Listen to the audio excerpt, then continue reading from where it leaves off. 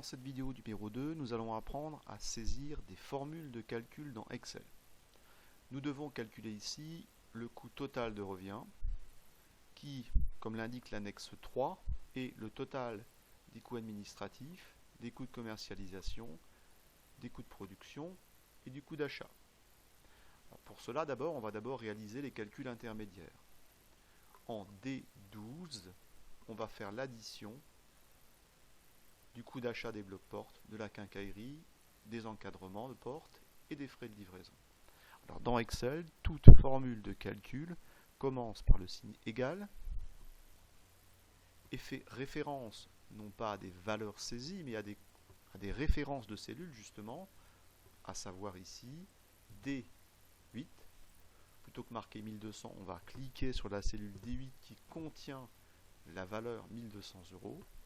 On appuie sur plus au clavier, 180 € en D9, plus D10, plus D11.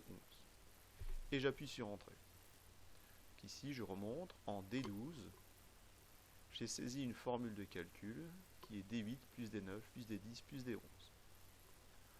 On peut renouveler la même opération ici, égale en D18 pour le coût de production, D14, donc la sous-traitance, plus la main-d'œuvre en D15, plus l'amortissement des machines en D16, et j'appuie sur Entrée. Il y avait une autre façon de faire. Je supprime la formule. On peut insérer ce qu'on appelle des fonctions qui ont une syntaxe automatique dans Excel.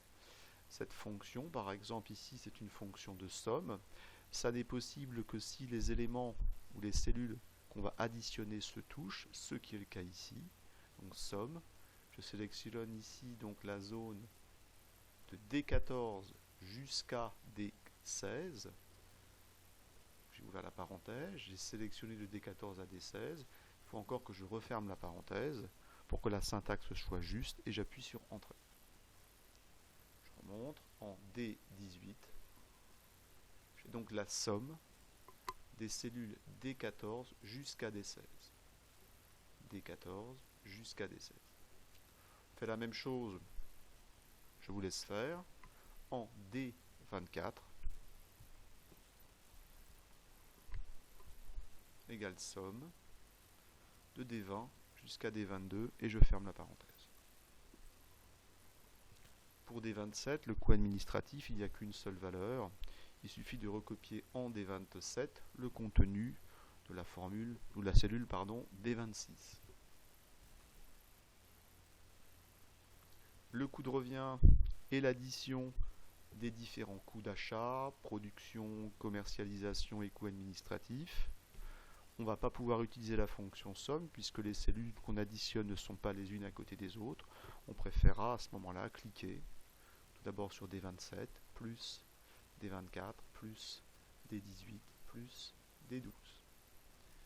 Et j'appuie sur. Attention parfois, si je rajoute un signe plus, l'ordinateur, enfin Excel ne comprend pas. Il faut donc que je supprime le symbole plus en trop qui était. Voilà, donc j'ai bien en D29 l'addition de D27, D24, D18, plus D12 et rien d'autre qui suit. Le coût unitaire, c'est le coût total de revient de cette série de 8 portes divisé par les quantités.